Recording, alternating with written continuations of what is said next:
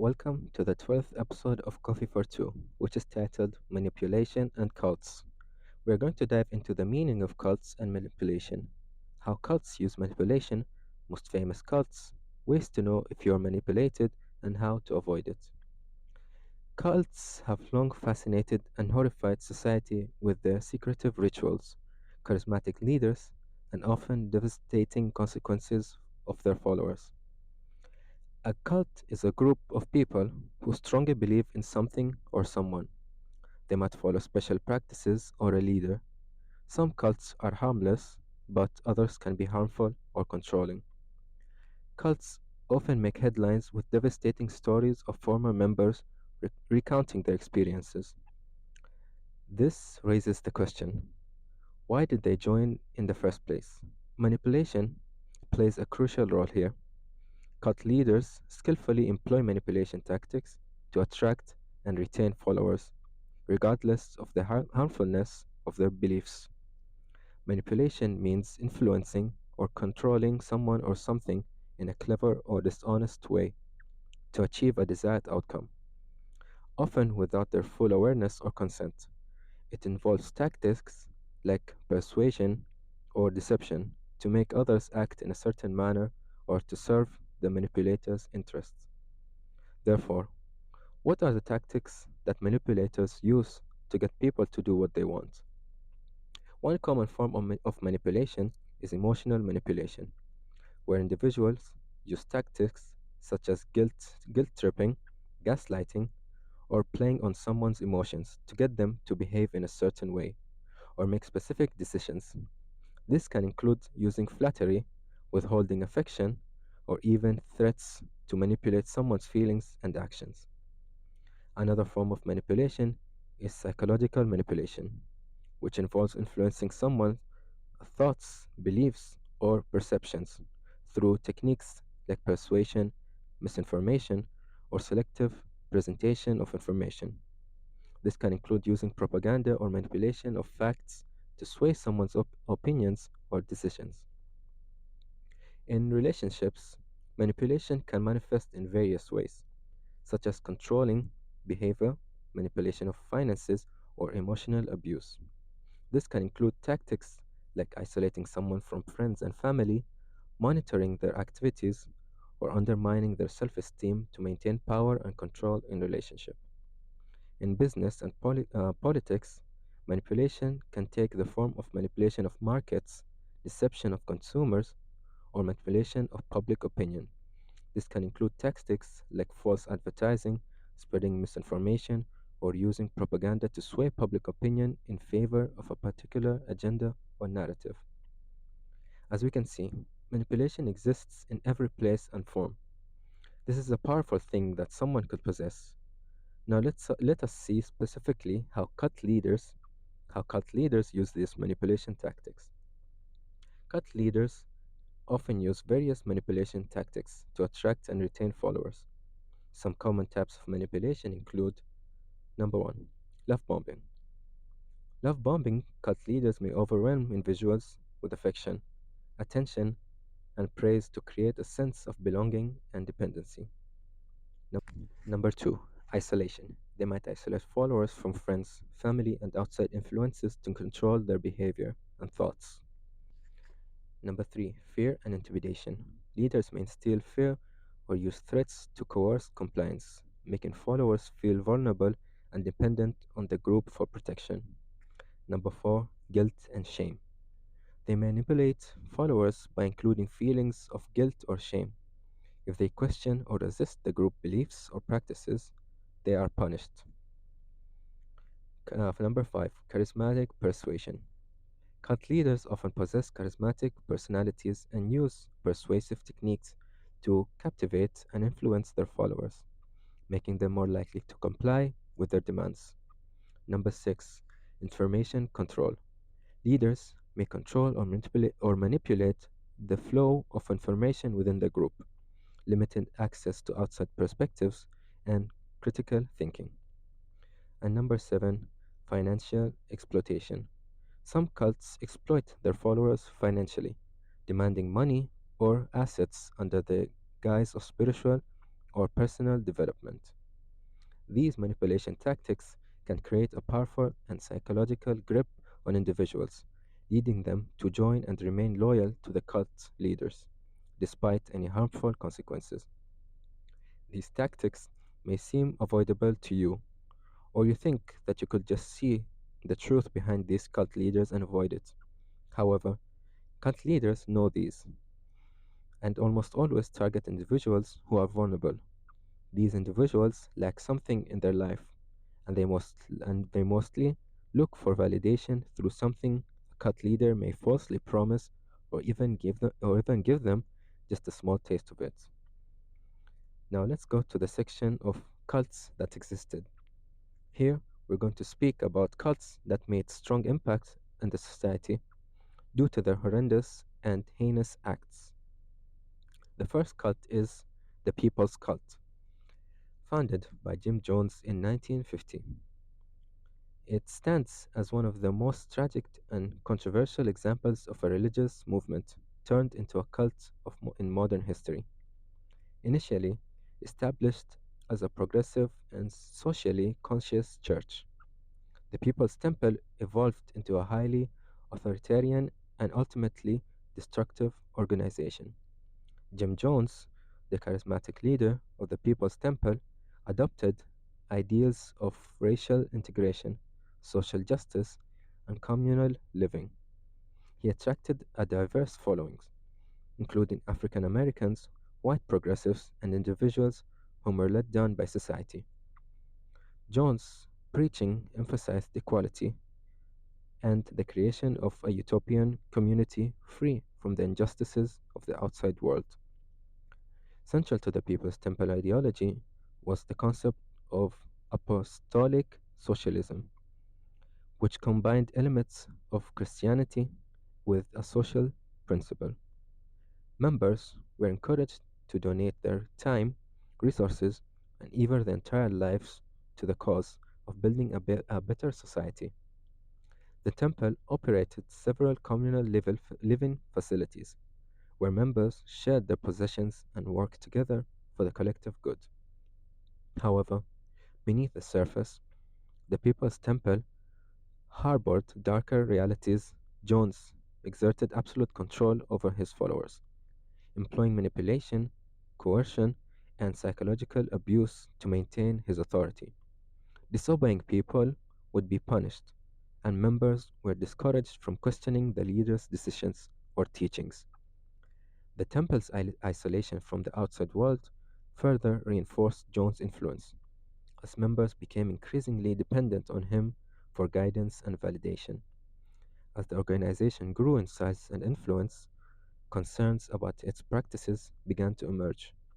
Reports of physical and emotional abuse, financial exploitation, and manipulation of members circulated among former followers and the media. However, the true extent of the temple's corruption would only be revealed in the events leading up to the tragedy in Jonestown.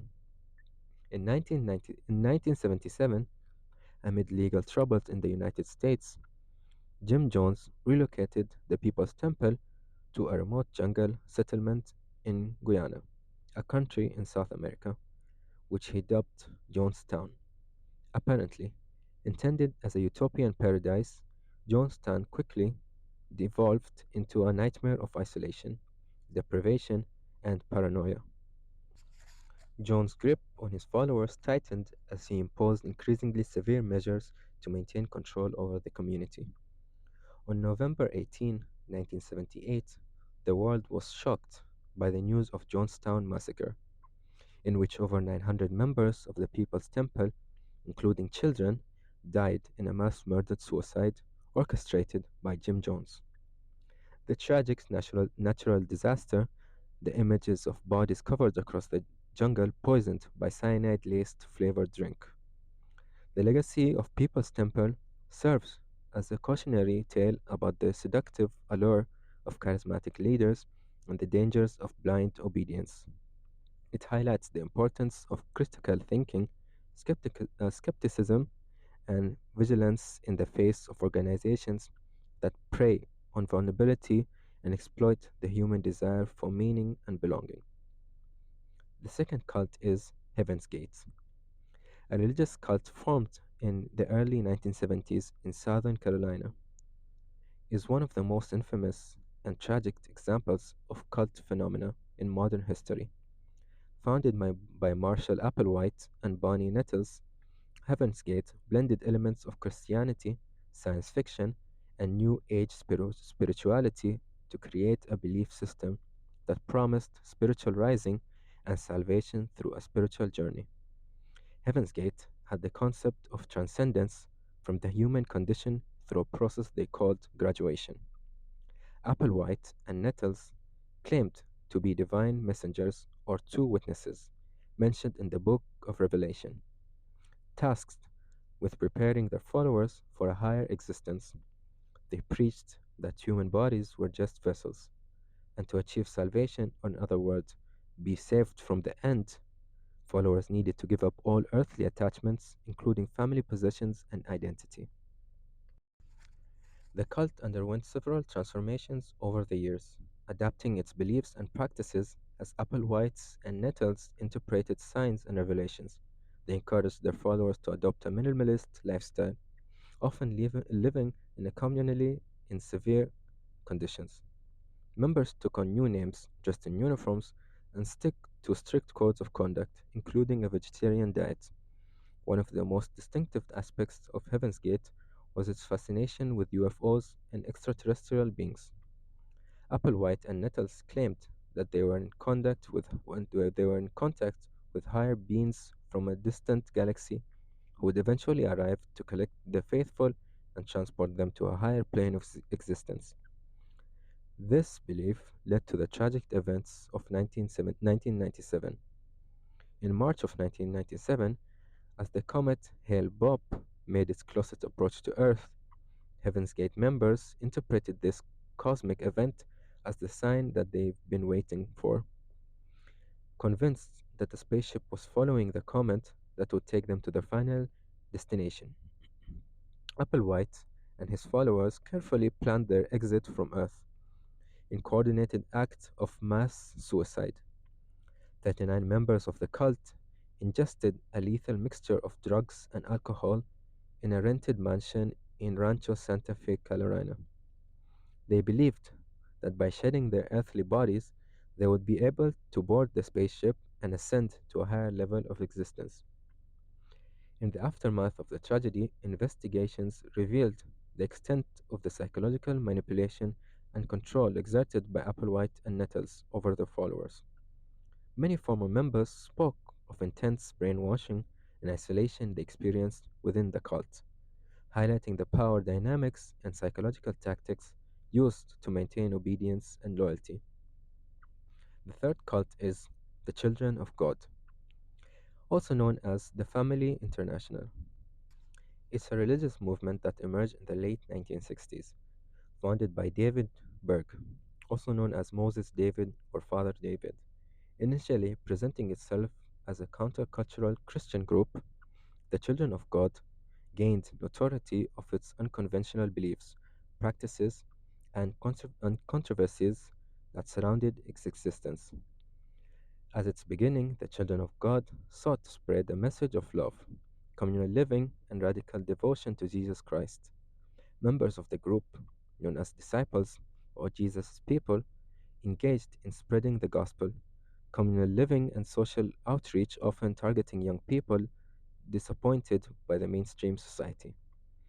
Central to the teachings of the Children of God was the concept of flirty fishing, a controversial practice where female members were encouraged to use sexual intercourse as a tool for spreading the gospel. This practice, which Burke claimed was justified by the biblical principles of love and outreach.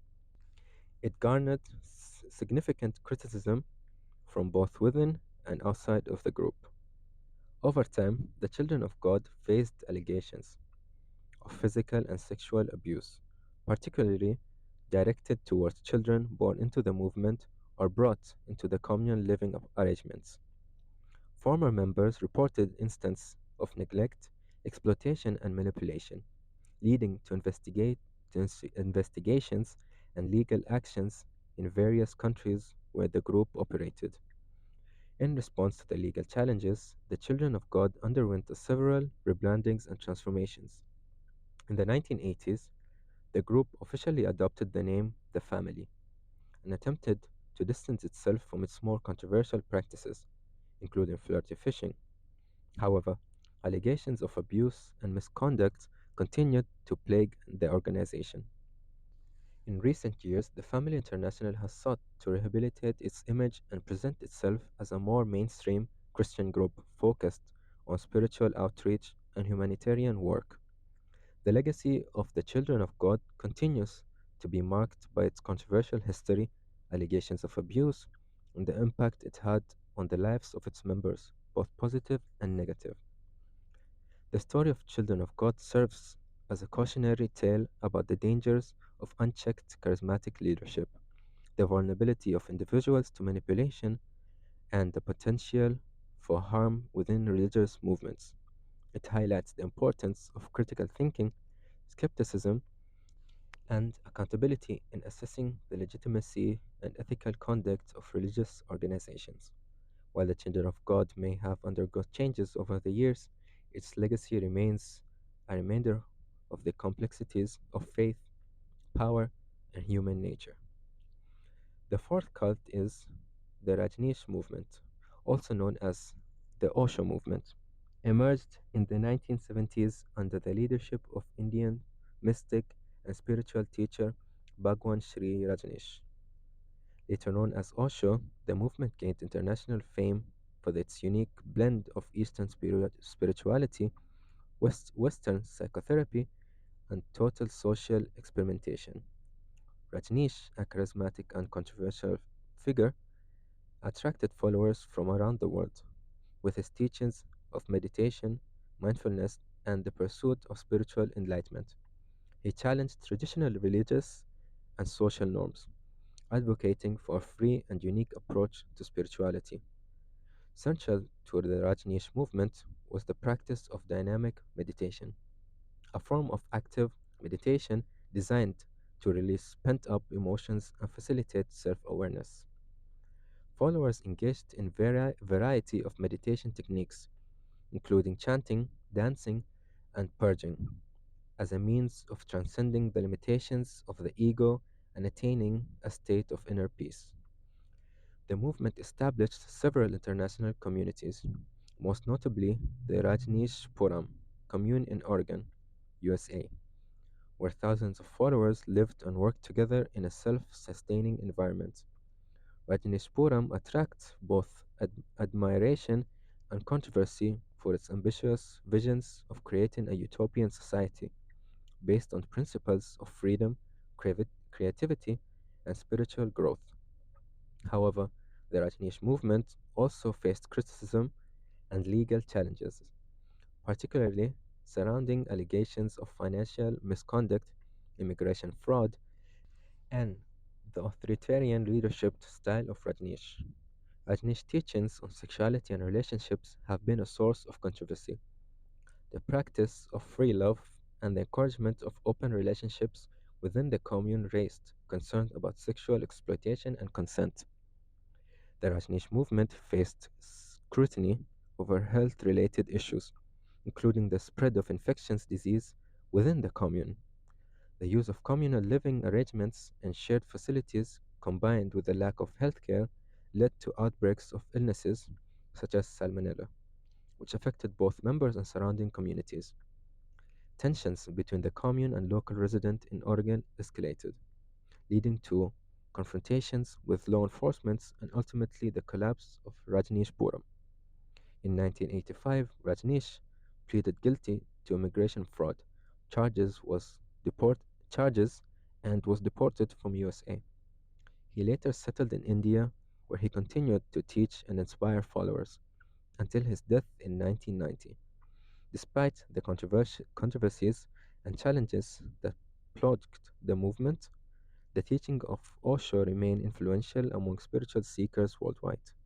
The last cult is the Manson family cult, led by the notorious cult leader Charles Manson.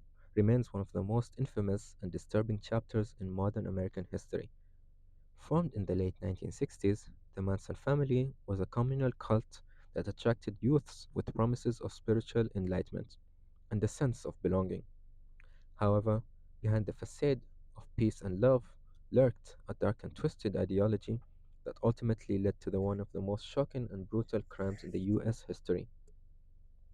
Charles Manson, a charismatic but deeply troubled individual, managed to exert a powerful influence over his followers through a combination of manipulation, psychological conditioning, and drug induced experiences. He preached a bizarre and apocalyptic worldview, blending elements of racism, conspiracy theories, and belief in impending race war that he named as Hitler Skettler.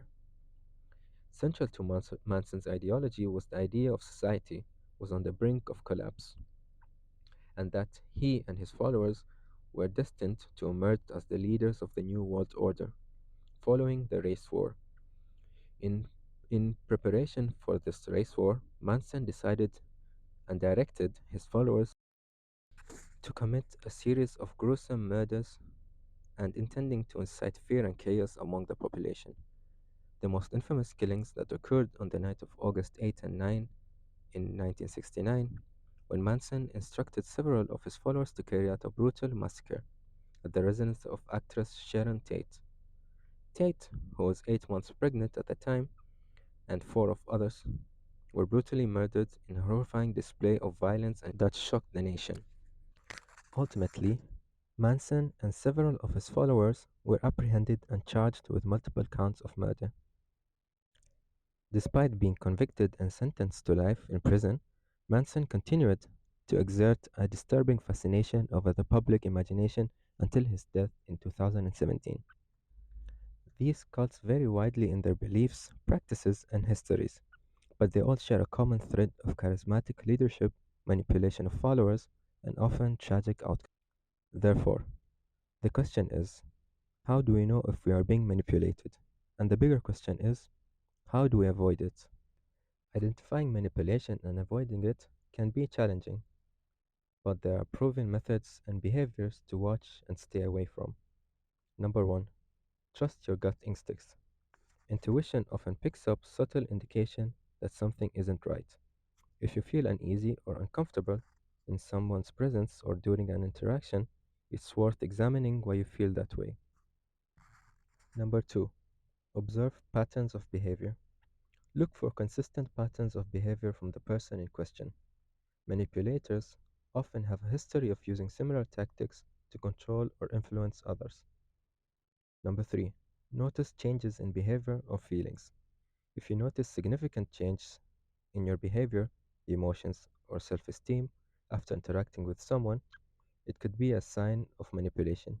Pay attention to whether you feel more anxious, self doubting, or deficient around that person. Number four, set boundaries and pay attention to reactions. Asserting boundaries is an effective way to test for manipulation. Notice how the person reacts when you assert yourself or refuse to comply with their requests. Manipulators may become defensive, angry, or result to guilt tripping to get their way.